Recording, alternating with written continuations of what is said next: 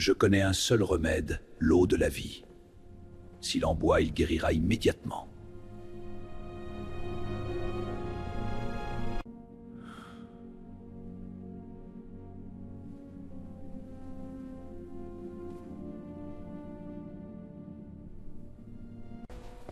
Écoutez-moi bien, jeune prince. J'ai parcouru les anciens textes.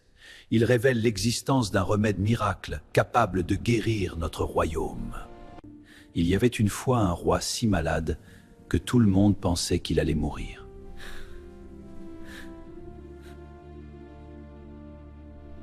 Écoute bien, jeune héros.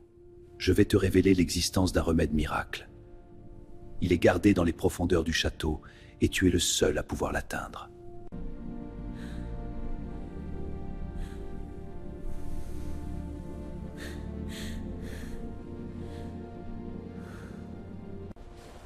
Écoutez-moi bien, jeune héros, je vais vous révéler l'existence du remède miracle. Il est gardé en secret dans les profondeurs du château. Seuls les plus courageux peuvent l'atteindre. Dans les contes, la maladie du roi symbolise souvent le déclin du royaume tout entier, nécessitant un renouveau magique. L'eau de la vie est le seul remède, mais attention, elle est gardée par des dangers mortels. L'eau de la vie est extrêmement difficile à trouver, mais l'aîné décida de partir le premier.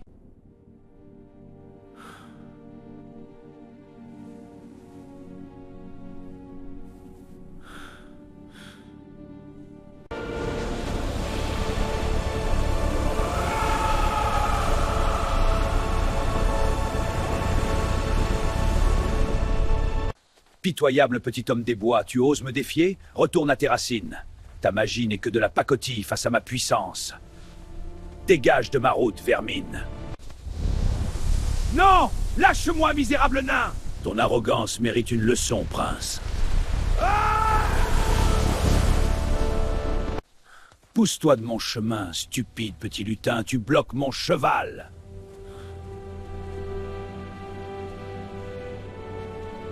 Le nain maudit l'aîné, et les montagnes se refermèrent sur lui, bloquant son cheval pour toujours.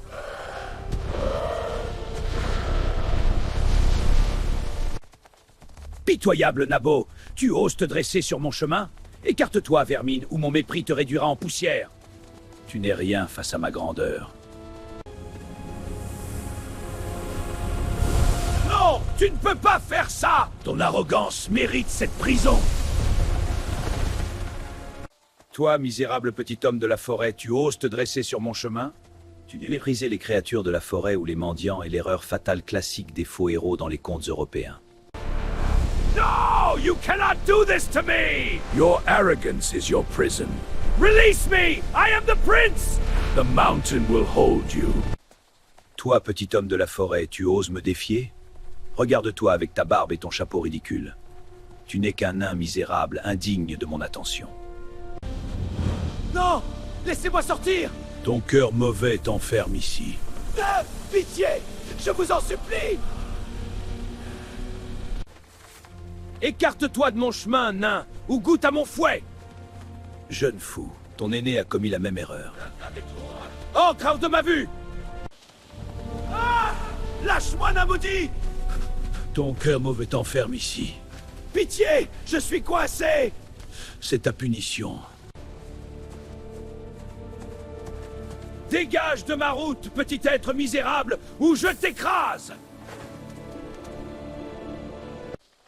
Comme il avait un cœur aussi mauvais que son frère, le nain l'enferma lui aussi dans un ravin sans issue.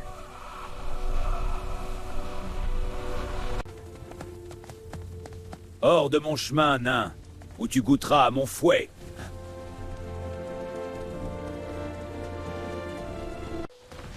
Non! Laissez-moi sortir! Je suis coincé! Ah! Ton cœur mauvais t'enferme ici. Pitié! J'arrête! Hors de mon chemin, misérable gnome, ou goûte à mon fouet! La force seule ne suffisant de l'échec par le deuxième fer sert à souligner que la force et la noblesse de sang ne suffisent pas sans bonté de cœur. Ah! Non, pitié! Je suis quoi? Ton cœur mauvais t'enferme ici. Je regrette! Laissez-moi sortir! Il est trop tard. Hors de mon chemin, créature, où tu goûteras à mon fouet. Tu oses me défier? Je ne suis pas mon frère. Je suis le maître ici. Maître, pourquoi me récompenser avec ces objets? Pour ta gentillesse. Cette baguette te protégera et ces pains te nourriront. Je les chérirai. Quels sont vos chemins vers l'Est? Que la magie te guide. Relève-toi, jeune voyageur. Que cherches-tu? Maître, je suis honoré. J'ai besoin de votre sagesse pour trouver mon chemin. Suis-moi alors. Grand sage, j'ai fait de mon mieux pour aider. Ta gentillesse mérite une récompense. Prends cette baguette et ces pains. Ils te guideront dans ta quête. Souviens-t'en. Bonjour, mon ami. Pourriez-vous me dire où trouver l'eau de la vie pour sauver mon père malade? Frappe la porte de fer du château enchanté 3 fois avec cette baguette et donne ce pain au lion. Je comprends. Je frapperai la porte et nourrirai les lions. Jeune voyageur, tu cherches ton chemin. Oui, sage nain. Pouvez-vous m'aider? Suis ton cœur, il te guidera. Jeune héros, pour ta bonté, je te récompense. Prends cette baguette de fer magique et ces 2 petits pains ronds. Merci, sage nain. J'utiliserai ces dons avec sagesse. Va, et que la magie te protège. Dans la mythologie germanique, les nains sont les gardiens des secrets de la terre et n'aident que ceux qui sont purs et polis. Ô sage gardien, pourriez-vous m'indiquer le chemin? Grand sage, quelle est ma destinée? Courageux jeune homme, voici une baguette magique en fer et 2 petits pains ronds. Il te la lumière et tu trouveras ton chemin. Sois brave. Merci. Maître nain, je vous salue avec respect. Pourriez-vous m'indiquer le chemin à suivre? Relève-toi, jeune frère. Je vais te guider.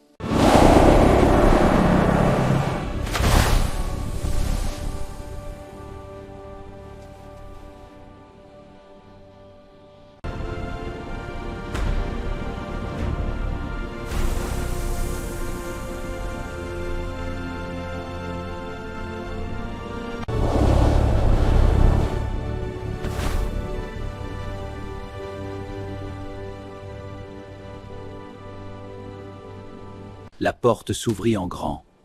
Immédiatement, 2 énormes lions de pierre prirent vie et rugirent vers lui. Il jeta les pains aux lions qui se calmèrent immédiatement, le laissant entrer dans le palais magique.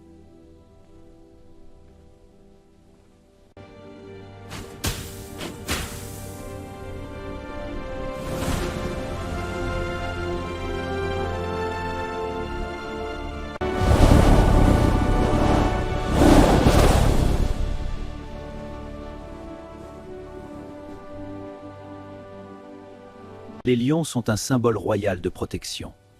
Apaiser le lion avec du pain symbolise la maîtrise de la force brute par la douceur.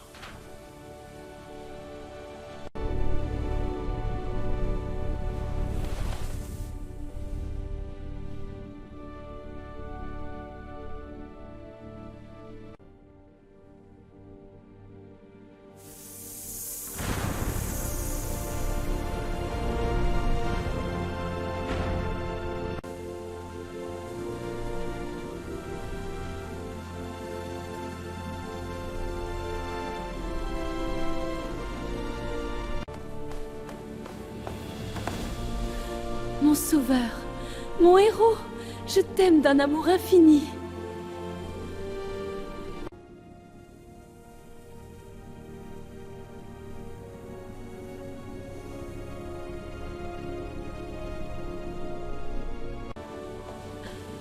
Tu m'as sauvé.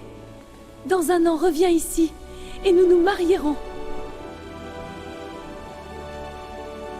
Il remplit une coupe d'eau à la fontaine, prit une épée magique et s'enfuit alors que l'horloge sonnait midi.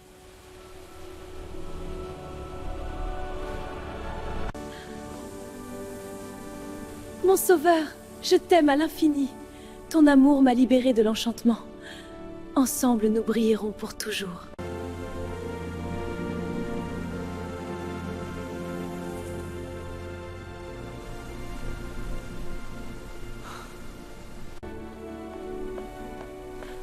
Mon sauveur, mon amour, je t'accueille avec un amour infini. Permet les temps aux adversaires d'agir avant le dénouement final. La lourde porte de fer se referma si vite qu'elle lui coupa un petit morceau du talon de sa chaussure.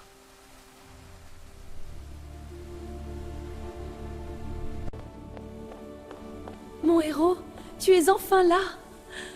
Mon sauveur, je t'aime d'un amour infini. Très bien, je vous libère. Mais prenez garde, jeunes hommes, car un grand danger vous guette. Surtout toi, le cadet, le chemin est semé d'embûches mortelles. Je vous en supplie, libérez mes frères. Ils sont tout ce qui me reste. Je sais que vous êtes inquiets, mais ils ne sont pas aussi mauvais qu'ils en ont l'air. S'il vous plaît, ayez pitié. Je ferai n'importe quoi. D'un profond soupir, je vous libérai. Le chemin est à vous. Mais je cède à contre-cœur. Jeune homme, un grand danger vous guette. Je vous en supplie, libérez mes frères, même s'ils ont été impolis.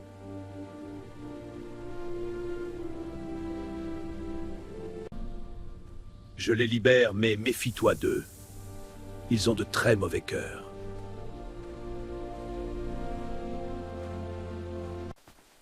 S'il vous plaît, noble nain, libérez mes frères. Ils sont égarés mais pas irrécupérables.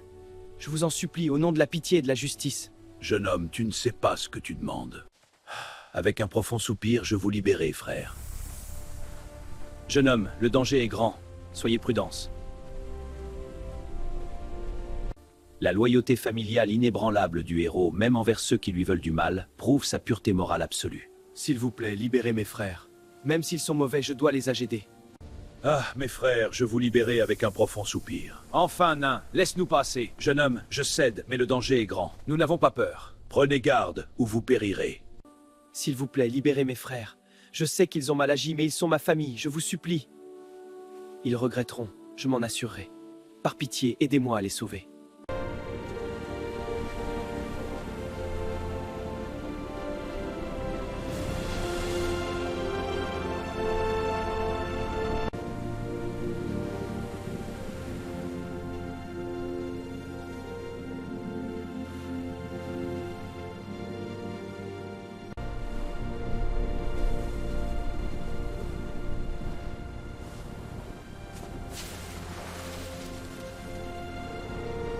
Pendant que le plus jeune dormait d'un sommeil profond, les aînés complotèrent contre lui.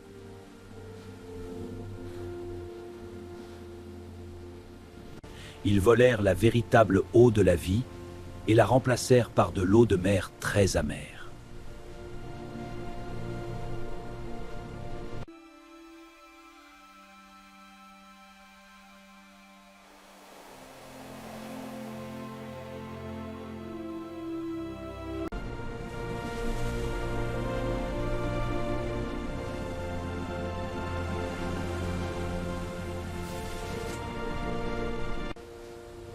Le sommeil du héros dans un navire est souvent le moment vulnérable où les faux frères opèrent leur grande trahison dans le folklore marin.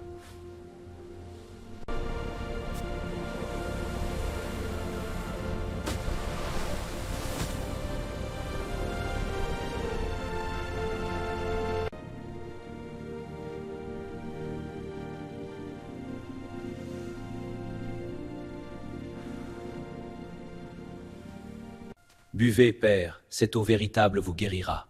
Qu'est-ce donc? Je me sens déjà mieux. C'est notre don, père. En effet, notre pouvoir vous a rendu la santé.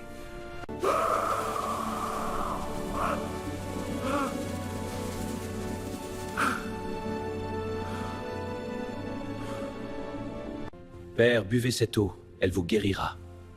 Ah, je sens la vie revenir en moi. C'est nous qui avons trouvé l'eau, mon frère et moi. Exactement. Nous vous avons sauvé, père. Le plus jeune lui donna à boire, mais l'eau salée rendit le roi encore plus malade.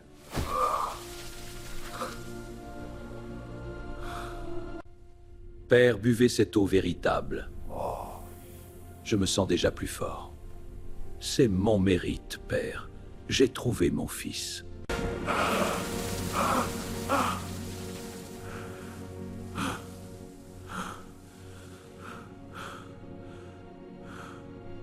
Père, buvez cette eau et vous serez guéri. Mes forces reviennent. C'est mon remède qui vous a sauvé, père. Mon fils, tu m'as sauvé la vie. Le motif de la substitution fatale est central dans ce conte, inversant les rôles d'accusé et de héros au sein de la cour. Les aînés lui donnèrent la véritable eau, et le roi guérit instantanément, croyant que son plus jeune fils avait voulu l'empoisonner.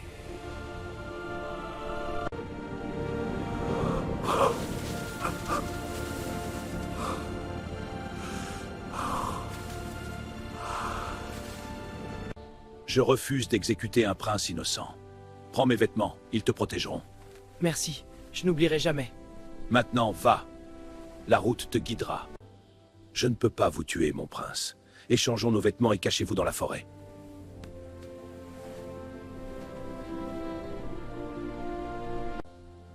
Je refuse d'exécuter un prince innocent. Prends mes vêtements, fuis avec ma vie. Merci. Que ton sacrifice me protège. Va, et que la forêt te guide. Une année passa. La princesse fit construire une longue route pavée d'or pur menant à son château. Je refuse d'exécuter un prince innocent. Prends mes vêtements et fuis. Je n'oublierai jamais. Non, mon prince, je refuse de prendre une vie innocente. Mais les ordres du roi sont clairs. Laisse-moi prendre ta place, prends mes habits.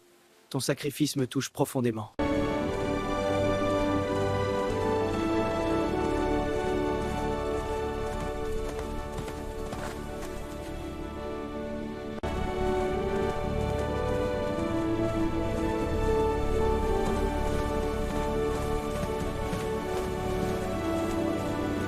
La route d'or est un test d'humilité.